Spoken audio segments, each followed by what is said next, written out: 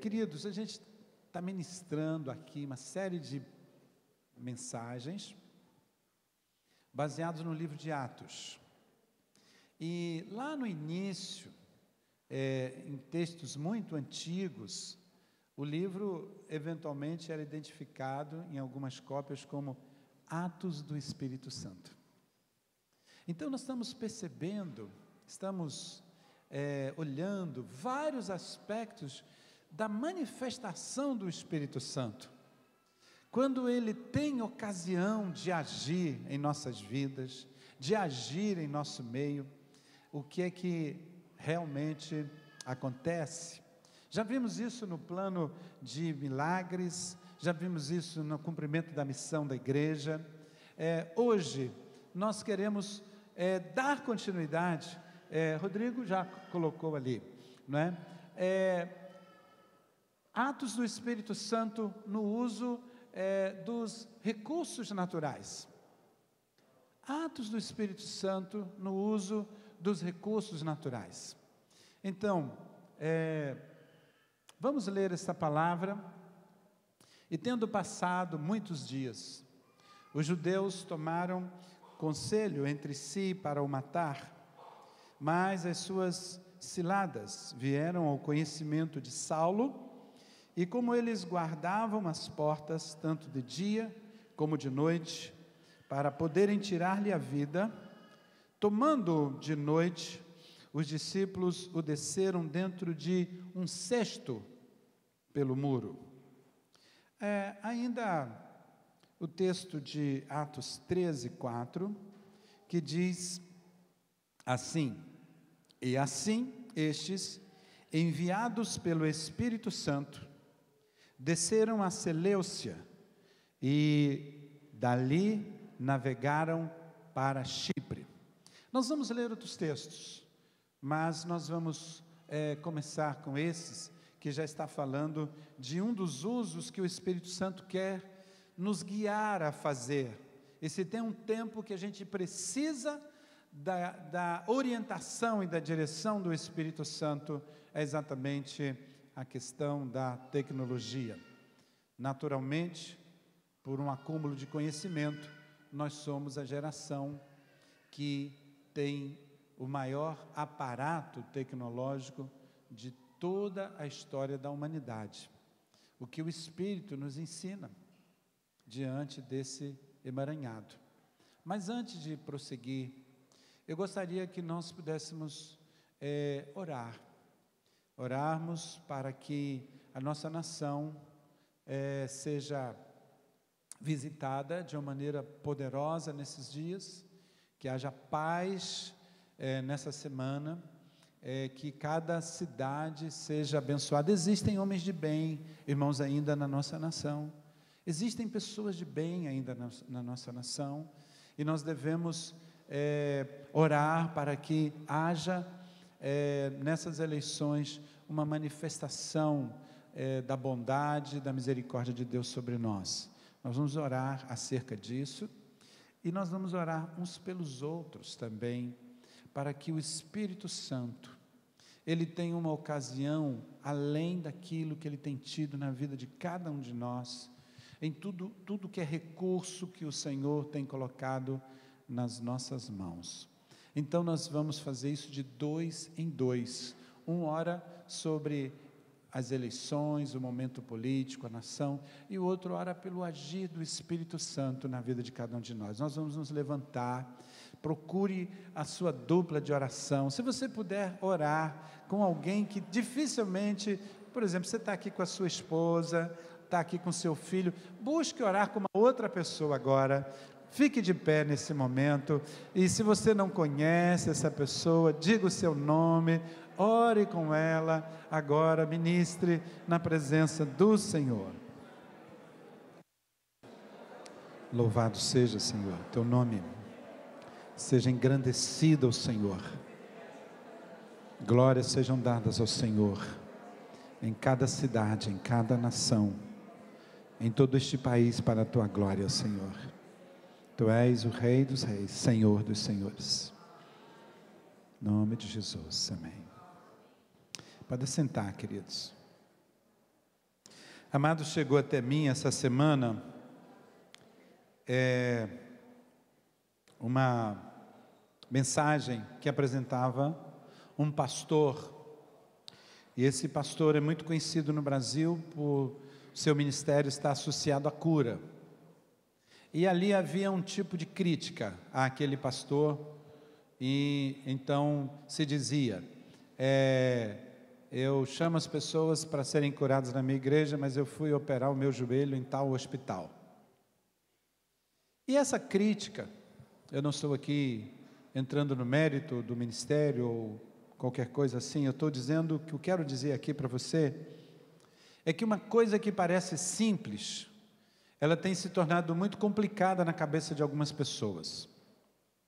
Porque a ideia daquela crítica é o seguinte, ou é uma coisa ou é outra. Ou Deus age de uma maneira sobrenatural, ou Deus está fora. E aí é com a gente. Então, nós precisamos entender, e aqui é o propósito nessa manhã, que o Espírito que opera maravilhas, que faz coisas que nenhum recurso humano faz, Ele realiza isso, é o mesmo Espírito que quer nos ensinar a não desperdiçar e utilizar para a glória dEle todos os recursos que sejam lícitos, naturais e que podem ser usados para a glória de Deus. Quem escreveu esse livro? Lucas, era um médico. E ele viu milagres, ele viu curas instantâneas, realidades extraordinárias, mas havia um entendimento de que também o Senhor opera através das situações naturais. É interessante que hoje tem médicos, tem pessoas que têm recursos, que estão compreendendo, que têm conhecimento e que entendem e discernem as coisas espirituais. E às vezes tem aquele que conhece as coisas espirituais, mas está tendo como que um receio de fazer uso das coisas naturais. Essa semana, inclusive, tivemos uma experiência tão preciosa, porque num dos momentos de oração aqui, chegou a Aline está aqui conosco nessa manhã, e a Aline foi ao médico, ela procurou um médico essa semana, ela fez juntamente com seu esposo aquilo que lhe cabia, ela não dormia há 3 dias, e quando ela procurou o médico, e o médico ao examiná-la disse, o seu problema não é de natureza orgânica, há uma realidade espiritual. O médico na nossa cidade disse isso. E o médico conseguiu depois uma Bíblia para ela. E entregou a Bíblia para ela. E eles vieram, embora lá da Ribeira, vieram até aqui porque as portas estavam abertas, as irmãs estavam orando. E ali nós tivemos a oportunidade de ministrar sobre a vida de Aline. E realmente uma situação de opressão maligna. E o Senhor interveio e veio a vitória, e naquela noite até agora ela está dormindo de uma maneira tão tranquila, louvado seja o nome do Senhor, graças a Deus, aleluia. E quando nós olhamos, por exemplo, para essa experiência de livramento, da parte, deixa eu retornar, quando nós olhamos para este livramento que veio, primeiro livramento do apóstolo Paulo, assim que ele se converteu, ainda na cidade de Damasco, e se a gente for comparar com o primeiro livramento que Pedro teve, os irmãos estão lembrados que Pedro foi retirado de uma maneira sobrenatural da prisão, anjos vieram, as cadeias se abriram, as correntes foram abertas, e ele saiu, e os guardas não viram. Foi algo absolutamente sobrenatural, o livramento, o primeiro livramento que Pedro passou. Ele teve outro semelhante. Mas quando nós olhamos para Paulo, eu gostaria que você imaginasse um pouquinho sobre isso. Num certo sentido, Paulo poderia reivindicar-se ele ser o, vamos dizer, o idealizador do elevador, não é? Porque ele foi descido dentro de um cesto, cordas prendendo esse cesto. Ele narra isso, enquanto a experiência de Pedro pode estar sendo descrita no rol das maravilhas do Senhor. Quando Paulo vai falar das suas debilidades, ele narra esse livramento. Foi um livramento muito débil, um tanto ridículo. Um homem colocado dentro de um cesto, e os irmãos lá, por uma janela de uma casa sobre a muralha, lá na cidade de Damasco, Areta, e o governador estava tentando, cercou as saídas para prendê-lo, e ele é descido, e ele estava nas mãos da igreja. Se eles soltam a corda, ele se espatifa lá no chão. E eu fui olhar que palavra é essa para cesto, e a palavra no grego é esporide, é a mesma palavra que é usada para aqueles cestos que foram utilizados para a alimentação daqueles 4.000, a segunda multiplicação. Na primeira eram cestos menores, mas era um cesto grandão, balaio. Só que ao abrir o cesto, não tinha pão, tinha Paulo. E o mesmo Espírito do Senhor operando, agindo, dando direção, dando saída, usando recursos disponíveis para um igual livramento. No final, os dois foram livrados. Quando a gente chega nesse outro texto, quando o Espírito Santo, ele envia a Paulo e Barnabé, eles chegam a Seleucia e daí navegam. Está certo que nós cantamos e devemos cantar, eu navegarei no oceano do Espírito, sim. Mas quando o Espírito enviou a Paulo e Barnabé, não foi exatamente como aquela situação extraordinária que aconteceu quando Filipe foi desafiado para ministrar a uma pessoa estrangeira. Os irmãos se lembram, e vimos isso aqui, que Filipe foi teletransportado, ou divinamente transportado. Ele estava num lugar e puf, ele sumiu dali, ele apareceu em outro lugar, e o Senhor fez isso. Mas com Paulo, irmãos, não foi assim. Ele teve que navegar, e navegar muito. Eu fiquei avaliando as 3 viagens de Paulo, e eu tenho para mim que cerca de 3.000 milhas náuticas, em torno de 5 mil quilômetros, 3.000 milhas, 5.000 quilômetros mais ou menos. Ele navegou muito, ele era um especialista em naufrágio. Se alguém quisesse saber como sobreviver em naufrágio, era só falar com Paulo, porque ele tinha um currículo longo, ele já sabia orientar, olha, faça assim, vá por aqui. O pessoal já, não é? Alguns já nem queriam entrar no navio que Paulo entrava, né? Porque, não é? E o Senhor utilizando essas realidades tão naturais, outros recursos que foram utilizados. Paulo utilizou as epístolas, as cartas. Meus irmãos, nós temos documentos até hoje, que foram escritos cerca de 100 anos. A cópia que nós temos, ela distancia-se do dia em que Paulo escreveu, coisa de 100 e poucos anos. Os nossos CDs, as nossas engrenagens hoje, muitas, você vai botar lá, o negócio já não roda direito, mas nós temos esses documentos até hoje. Eles usaram o que tinha de melhor, a tecnologia melhor, os pergaminhos, os papiros, mas principalmente os pergaminhos de altíssima durabilidade.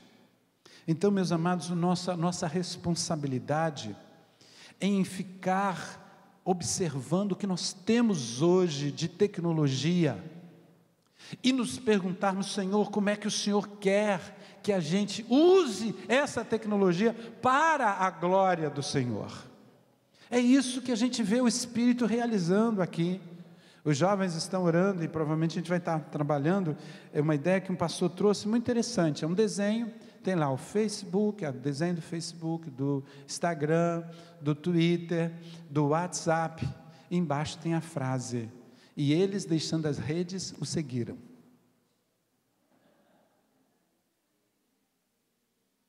E ele, deixando as redes, o seguiram. Não é que você vai abandonar as redes, mas você precisa abandonar um tipo mundano de usar as redes. E falar: Espírito Santo, eu não nasci em outra época, eu nasci nessa época. Como é que eu uso esse negócio aqui? Como eu faço uso disso para a glória do Senhor? É muito interessante, irmãos, nós pararmos e percebermos também sobre a questão da cidadania, o uso da cidadania. Nesse texto nós temos essa narrativa, sendo já dia, nós estamos em Filipos, nós estamos no nascedouro da primeira igreja cristã na Europa. E sendo já dia, os magistrados mandaram quadrilheiros dizendo: soltai aqueles homens. E o carcereiro anunciou a Paulo estas palavras dizendo: os magistrados mandaram que vos soltasse, agora pois saí e ide em paz. Mas Paulo replicou: açoitaram-nos publicamente e sem sermos condenados, sendo homens romanos, nos lançaram na prisão e agora encobertamente nos lançam fora. Não será assim, mas venham eles mesmos e tirem-nos para fora. O apóstolo Paulo sabia muito sobre o poder das leis. Ele as usou antes de conhecer Jesus para perseguir a igreja, porque ele entendia que isso era o que ele devia fazer. Agora ele utiliza em favor do evangelho. Quando Paulo está aqui, depois de ter sido açoitado, ele faz uso, ele menciona as chamadas leis valerianas e porcianas. Essas leis, elas proibiam terminantemente que houvesse uma ação de agressão para com o romano. Eles eram protegidos de qualquer tipo de abuso, e isso tinha acontecido. Por isso que na continuidade aqui, os quadrilheiros foram dizer aos magistrados essas palavras, e eles o temeram, ouvindo que eram romanos, e vindo lhes dirigiam súplicas, e tirando-os para fora, lhes pediram que saísse da cidade. E saindo da prisão, entraram em casa de Lídia, e vendo os irmãos, os confortaram, e depois partiram. Eles nem podiam expulsar a Paulo da cidade, pela condição de cidadão romano que ele possuía. E a visão de Paulo ali, naquela incipiente congregação, é que se ele aceitasse aquela tutela, aquela forma espúria, se fosse dessa maneira, haveria grande prejuízo para os cristãos naquela localidade. E ele entendeu de usar os direitos que ele tinha como cidadão para que aquela história terminasse demonstrando que eles não eram criminosos, porque senão a associação que ficaria esses cristãos são bandidos, são pessoas que precisam ser justamente colocadas na cadeia. Então, irmãos, como é importante nós compreendermos o exercício que nós temos, as nossas responsabilidades como cidadãos. Nós vivemos hoje numa nação em que de cada 100 reais, apenas 4 reais, de tudo que nós produzimos, de todo o dinheiro que nós produzimos, De cada R$ 100 que eu e você produzimos, o governo leva, por impostos, cerca de R$ 40. E desse valor, quando ele junta, então, do dinheiro que ele tem, de cada R$ 100, ele só investe na saúde do povo R$ 4. E ele investe na educação dos nossos filhos R$ 4. Mas esse mesmo governo, e isso já vem há anos, paga para o sistema financeiro, para juros e amortização de dívida, R$ 44. E nós, como discípulos de Jesus, nós precisamos conhecer essas coisas. E nós precisamos exercer no poder do Espírito Santo os nossos direitos de cidadãos brasileiros. Nós somos cidadãos de duas pátrias.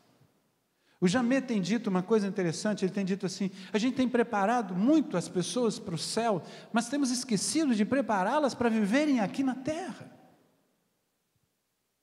Não é que a nossa esperança esteja aqui, irmãos, não está. Mas enquanto estamos aqui, nós somos sal dessa terra. E nós precisamos exercer esse direito.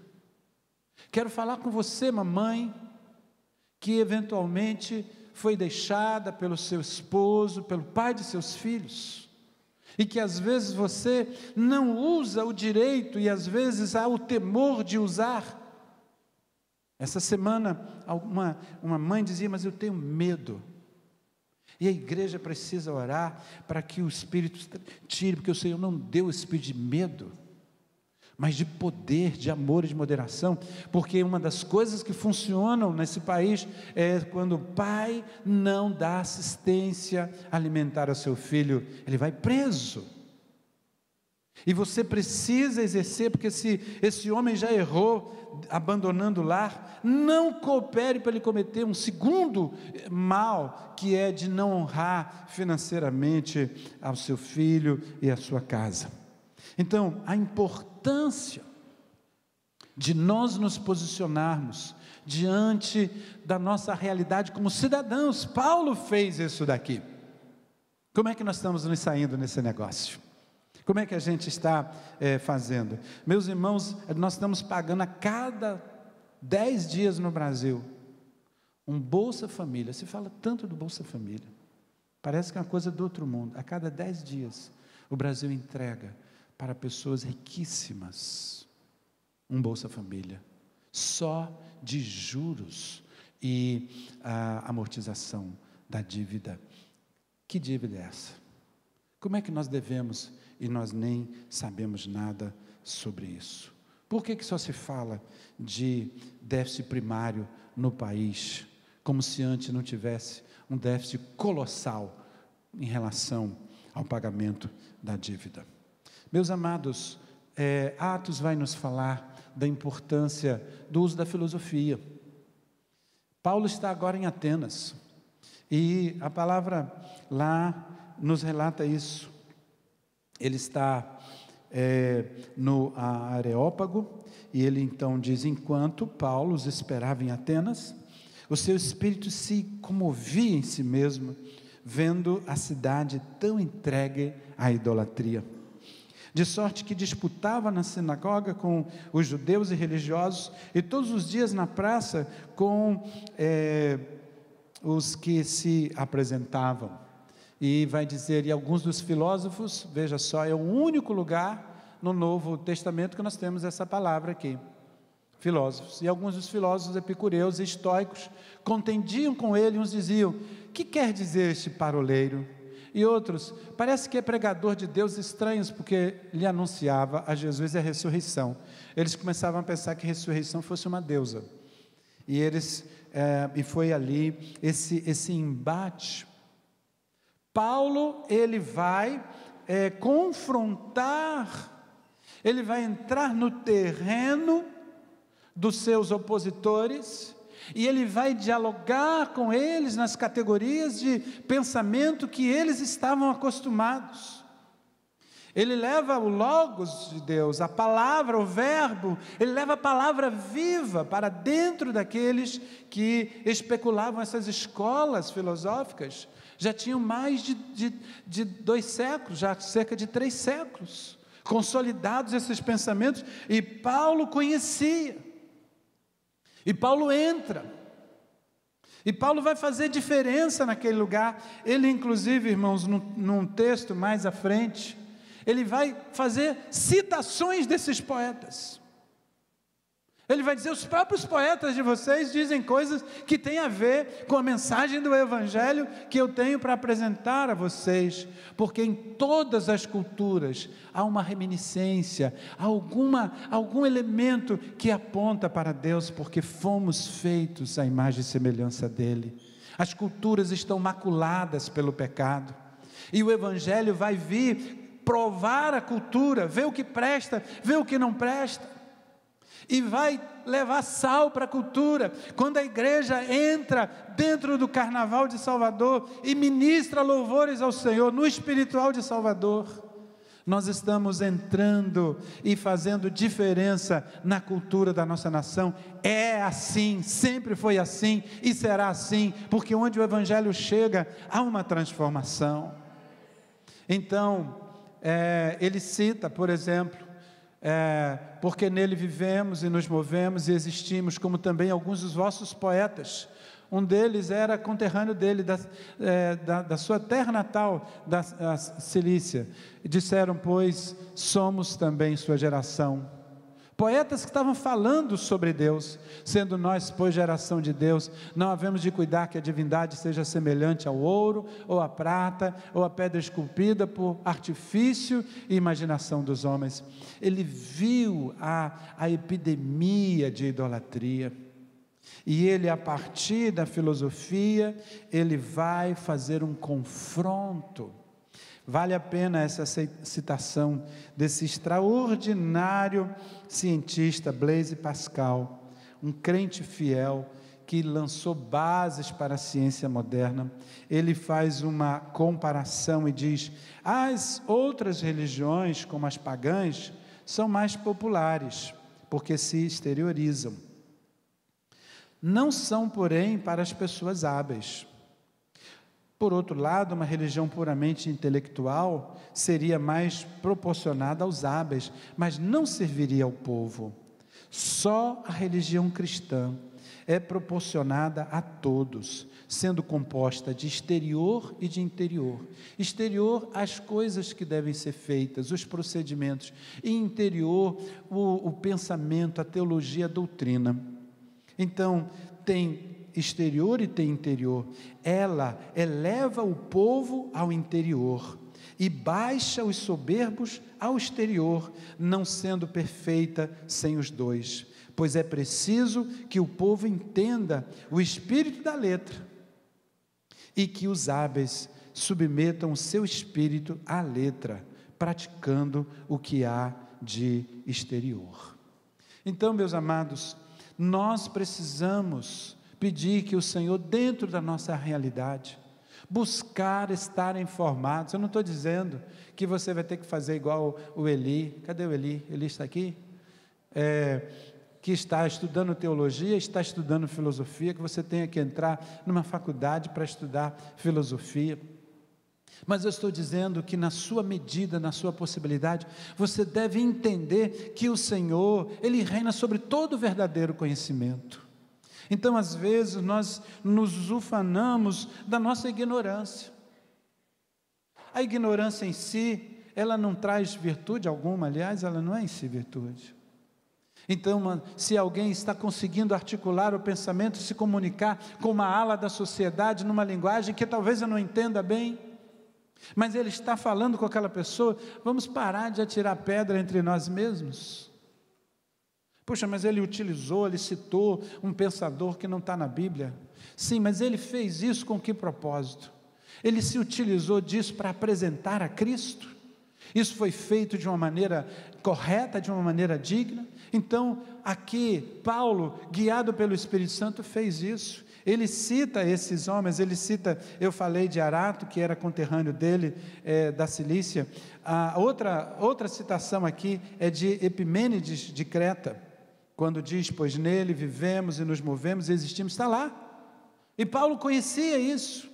Então, a necessidade de deixarmos que o Espírito do Senhor nos leve a usar o conhecimento humano em favor da causa do Evangelho.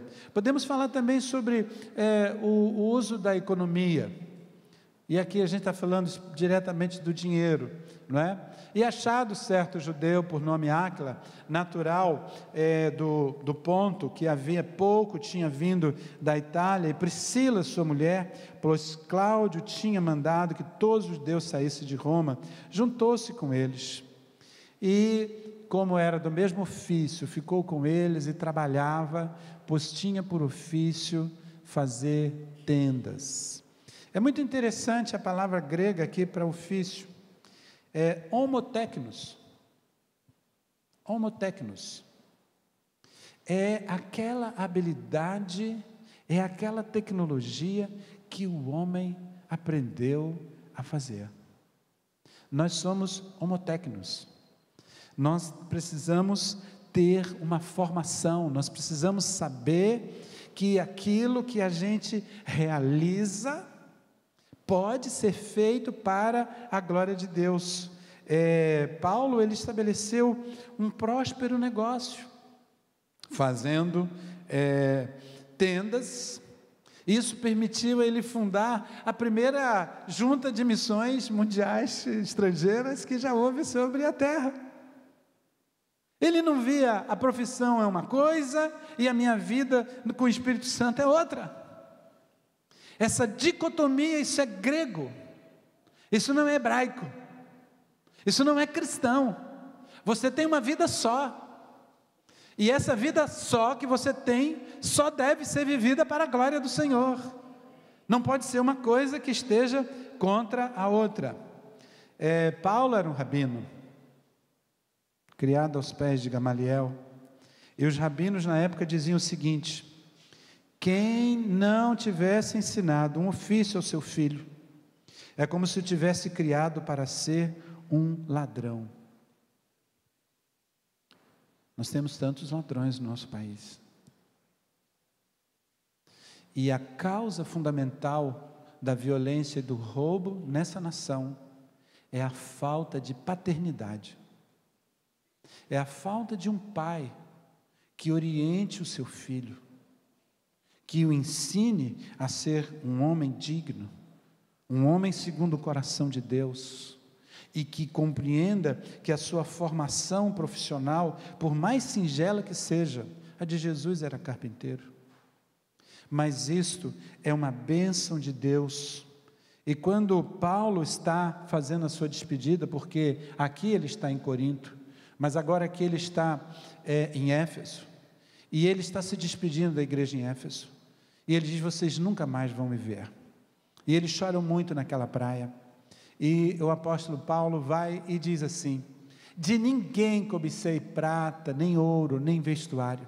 Sim, vós mesmos sabeis que para o que me era necessário, a mim e aos que estão comigo, estas mãos me serviram. Eu fico pensando em Paulo estendendo as suas mãos e falando isso.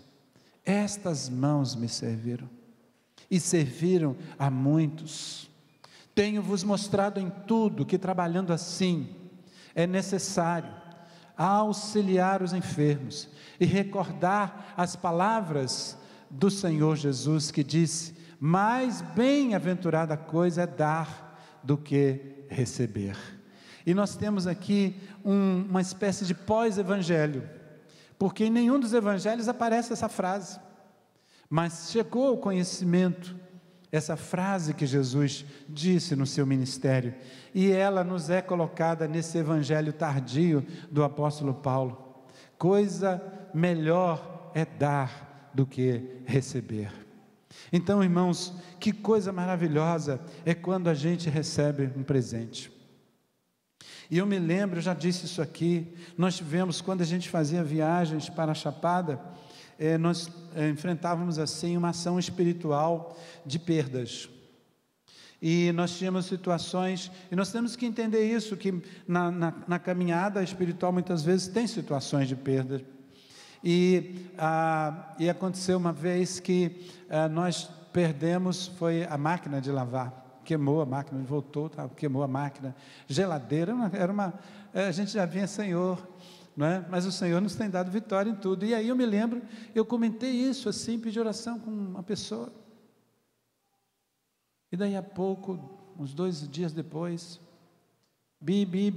apertam lá e chamam lá no interfone, diz, olha, é entrega aqui. Eu falei, não, meu amigo, o senhor está errado, não tem entrega nenhuma aqui não. Não, o senhor tal, sou eu. Endereço tal? Não, eu tenho uma máquina de lavar aqui para entregar. Falei, então mande a máquina. Mande a benção.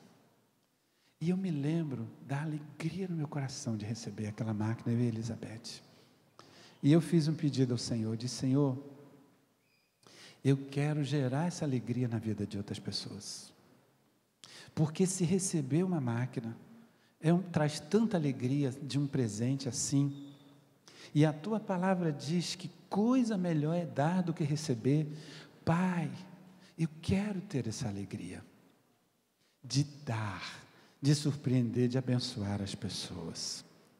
E o nosso orçamento, aquilo que Deus nos tem dado, é para o nosso suprimento, é para o suprimento da nossa casa, mas Deus olha para você, talvez não vai ser uma máquina de lavar que você vai poder dar, às vezes vai ser 1 quilo de arroz, que vai fazer diferença. Se for 1 quilo de feijão, então, poxa, aí vai ser uma festa total, né? Deu até uma baixadinha agora, deu uma segurada, né? Vamos orar. Queridos, deixar que o Espírito Santo se utilize das nossas vidas. Sabe o que eu tenho compreendido e tenho orado? Eu creio nisso. O Senhor não tem enviado pessoas muito ricas para a nossa congregação. Mas eu creio que o Senhor quer enviar muita riqueza para membros da nossa congregação. Quantos creem nisso aqui? E dizer assim, Senhor, usa a minha vida. Porque, meus irmãos, nós hoje, com 20 e poucas igrejas caseiras, nós estamos presentes em 4 ou 5 cidades, algumas na Bahia. Nós estamos, o culto sendo transmitido online, temos tido feedback dos irmãos lá na Espanha. Se alguém estiver nos acompanhando lá, Suzana, Inácio, não é? Um abraço grande, um saludo para os irmãos. E o Senhor está ensinando você a viver, às vezes, numa situação difícil. E outro dia, uma pessoa que está vivendo uma situação muito difícil, e da situação difícil que ela está vivendo, ela foi lá e repartiu com outra pessoa que está numa situação mais difícil do que ela. Porque você pode saber disso. A situação está difícil? Pode ter certeza que tem alguém que esteja numa mais difícil que você. E você pode ministrar. E o Senhor nos ensinando para chegar o tempo, quando a gente tiver mais, a gente não ser corrompido com isso. O Senhor está procurando homens e mulheres que sejam fiéis, saibam ganhar dinheiro e não se perder com o dinheiro. Não é fácil, não. Mas o Espírito Santo nos ensina. Ensinou o apóstolo Paulo. Ele disse, eu já aprendi a passar abundância. E também, aliás, os verbos são interessantes, nós vimos isso na semana passada. A ter abundância e a passar necessidade. Necessidade você passa, abundância você tem. O Senhor traz para a sua vida. Amém, amados? Meus irmãos, o Senhor, pelo livro de Atos, nos fala muito sobre o uso da sabedoria, da inteligência que Deus tem dado a cada um de nós. Nós temos excelentes professores de inglês aqui. Nós temos o Eli, que está dando aula de inglês. Nós temos Denise, deve ter outros professores, excelentes professores de inglês. E talvez você diga, pastor, mas eu não estou mais no tempo de estudar. Mas incentive o seu filho, se bem que você está assim. Se você está vivo, você pode estudar, você pode aprender, não é? Eu recebi essa semana o depoimento de um médico que diz o seguinte: em você aprender uma segunda língua, você retarda o mal de Alzheimer em 5 anos. Oh, já vale a pena. O que eu vou fazer com o inglês? Vai retardar 5 anos o mal de Alzheimer. Já não compensa? Não é? Já não compensa? Eu sei que a gente aqui tem o português, tem o baianês, não é? Mas uma terceira língua, vamos pensar, não é?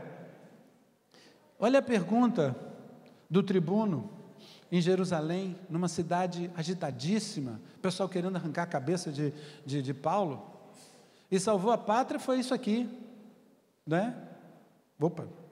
Salvou a pátria foi exatamente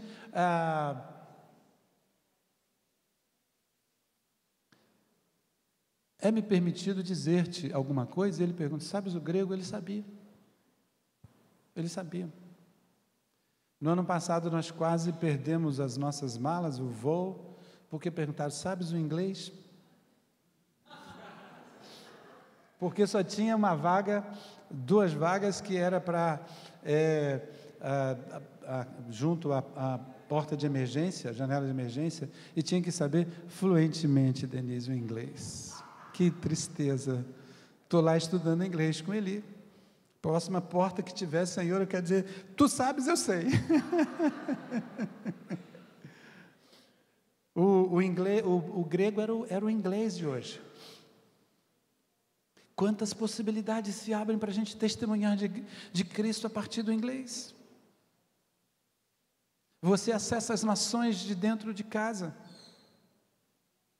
E quando chega, logo em seguida, ele diz, aí ele vai falar com o povo.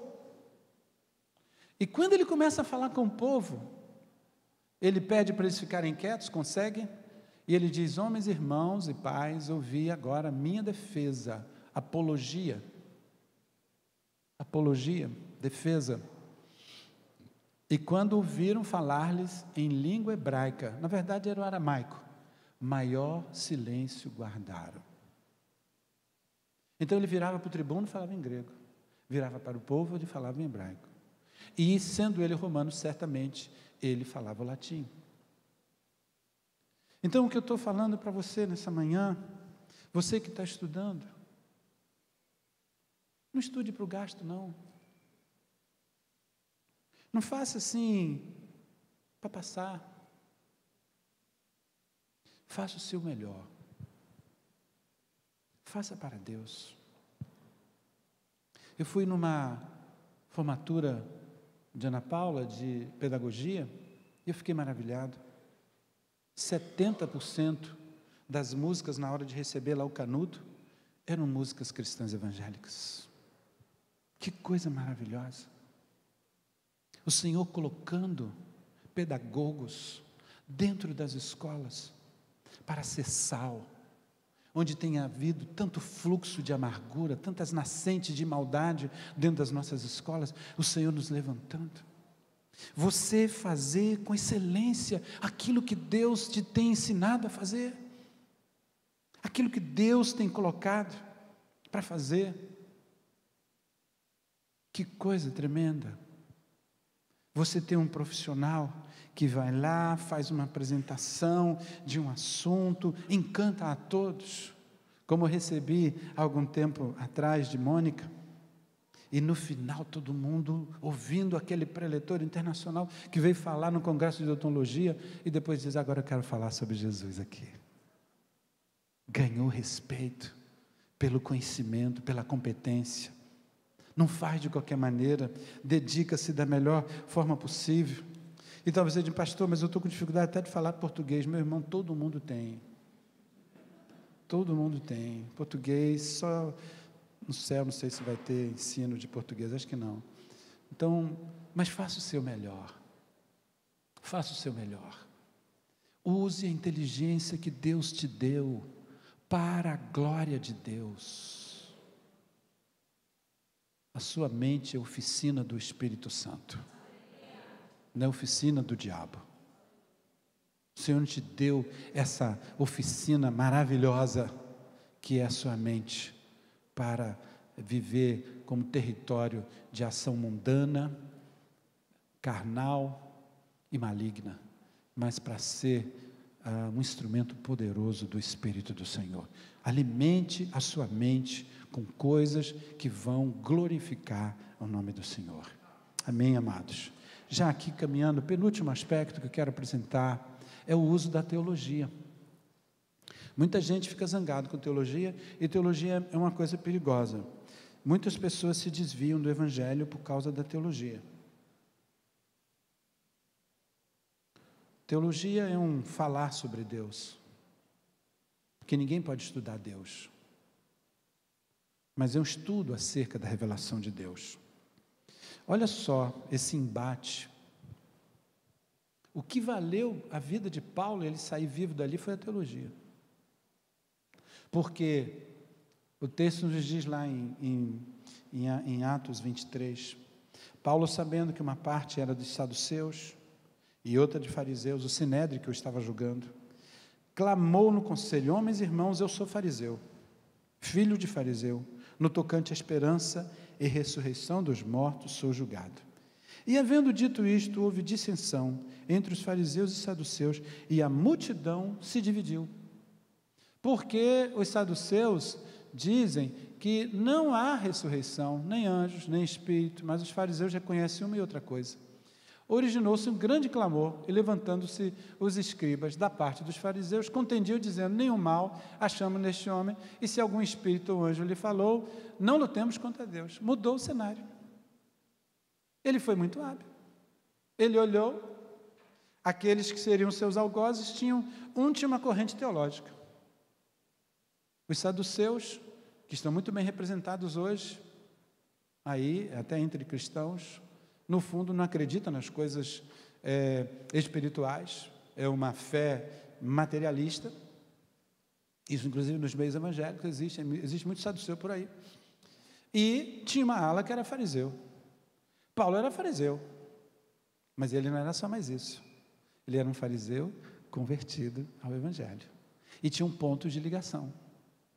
E um dos pontos que é central em Atos é a pregação da ressurreição. Pronto, ele falou da ressurreição, o tempo fechou.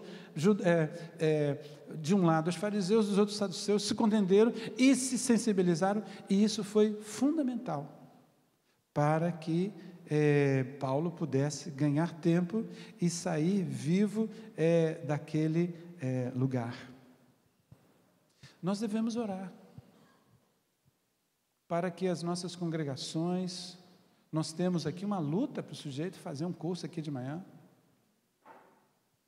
quase que tem que trazê-lo, nós já oramos hoje aqui, que é deliberadamente, mas quase que tem que prender o sujeito para ele vir para cá, para estudar sobre finanças, à luz da palavra de Deus, para estudar sobre hombridade, para estudar sobre mulher única, para estudar o livro de Atos, que está sendo estudado aqui pormenorizadamente pelos jovens, no Volta à Bíblia, e pelos adultos. Então nós temos que ter uma consciência entre o meio cristão evangélico, o nível precisa ser mais alto, e é. Nós somos ainda uma minoria expressiva agora, mas uma minoria. E nós temos que testemunhar de Jesus. Quando se encontrava antigamente um evangélico, você podia saber que era uma pessoa muito bem preparada. Hoje, às vezes, a pessoa não sabe abrir a Bíblia. Está 2, 3 anos na igreja, não sabe para onde fica os evangelhos.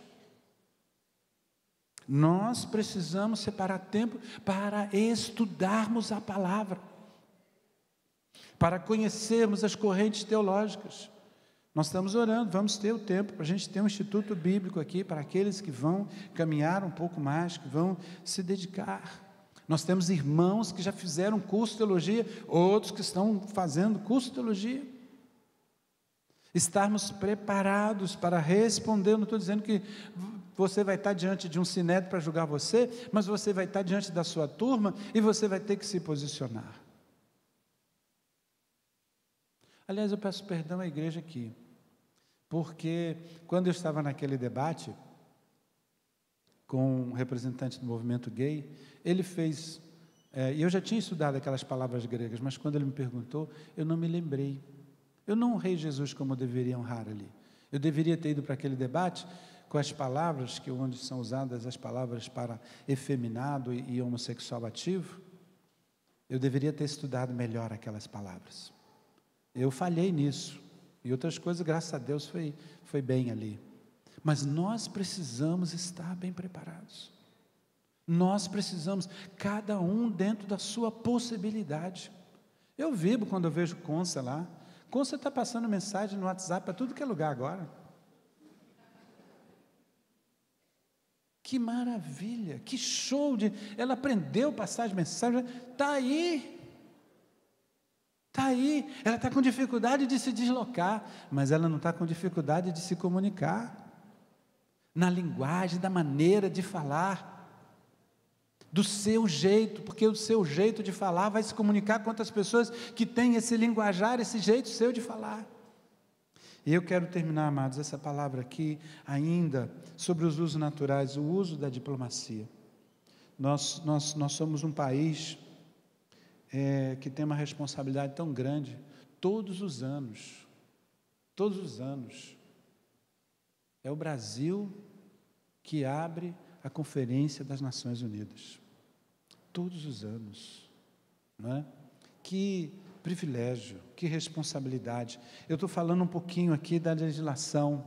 Aqui Paulo está lá já no final do livro de Atos, e aí nós temos essa situação aqui. Todavia Festo, querendo comprazer aos judeus, ou seja, agir politicamente, angariar o apoio dos judeus, sendo Festo romano, respondeu a Paulo e disse: queres tu subir a Jerusalém e ser lá perante mim julgado acerca destas coisas? Ou seja, levar ele de volta para Jerusalém, onde tinha um pessoal que disse: a gente não come sem antes matar o Paulo. E ele queria levar ele para lá. Mas Paulo disse: estou perante o tribunal de César, onde convém que seja julgado. Não fiz agravo algum aos judeus, como tu muito bem sabes. Se fiz algum agravo ou cometi alguma coisa digna de morte, não recuso morrer. Uma das provas que a Bíblia é favorável, isso pode chocar você, mas o apóstolo Paulo era favorável em tese à possibilidade da pena de morte, né, por parte de autoridades, desde que isso ser digno, ser correto, o julgamento. Mas se nada há das coisas de que estes me acusam, ninguém me pode entregar a eles. Apelo para César. Apelou para uma corte internacional, apelou para César, como cidadão romano. Eu fui ler sobre isso. Ele se valeu de uma prerrogativa. Haviam dois tipos. Havia a apelatio, que era depois da sentença. Um romano, quando não concordava, poderia solicitar uma audiência em Roma com César. Mas aqui é outro tipo, é a provocatio, é um encaminhamento antes da sentença. Ele viu o seguinte: eles vão acabar comigo lá, eles querem, é tendencioso. Então ele pede esse posicionamento e ele diz: eu apelo para César. E, irmãos, é por essa ação diplomática que Paulo ele é levado, protegido por César, para ir para dentro da capital do império, para ali lançar o santo vírus do Evangelho, que iria depois cair o império e o Evangelho florescer. Então nós podemos ir, nunca tive esse privilégio, mas podemos ir a Roma, e quem está lá triunfante não é César, tem uma estátua lá do apóstolo Paulo. Foi o Evangelho que triunfou, e foi feito uso de elementos diplomáticos, de ações, de leis julianas que protegiam. Ninguém podia tocar em alguém que apelasse para César. Ele teve um salvo-conduto. E essa semana, irmãos, eu li uma veemente crítica de uma judia que trabalha com direitos internacionais, direitos humanos nas nações, e ela disse: eu não posso compreender o silêncio de vocês cristãos diante da atrocidade que está sendo feita no mundo hoje contra os cristãos. Nós entendemos de atrocidade como judeus, mas nós nos posicionamos e vocês têm se silenciado. O que está sendo feito hoje, irmãos, na África, nos países muçulmanos, o que está sendo feito na Síria, o nível de violência, de atrocidade, é algo que não pode ser acompanhado do nosso silêncio. Nós precisamos fazer uso de todos os recursos dignos, legítimos, porque o Senhor nos colocou nessa terra para governar. Está lá em Gênesis, para a gente administrar essa terra, nós temos uma responsabilidade. A ação do Espírito Santo nunca vai levar você para uma vida espiritual alienada. Isso não é uma obra do Espírito Santo, isso é alguma coisa sua. E olhe lá se não tem uma ação e um interesse evidentemente de demônios. O Senhor nos quer como sal desta terra, luz deste mundo. Nós não esperamos as maiores e nossas melhores coisas aqui, a nossa esperança está em Cristo, mas enquanto estamos aqui, a nossa oração é: venha o teu reino, seja feita a tua vontade, aqui na terra, como é feita no céu. Amém, amados? Que recursos naturais você tem na sua mão? O que Deus tem te dado? O que o Senhor tem colocado? Você já teve uma experiência mesmo de entrega, de colocar tudo que você tem, tudo que você é? Vamos ficar de pé, vamos cantar. A gente tem sempre celebrado falando do nosso desejo da presença do Espírito Santo.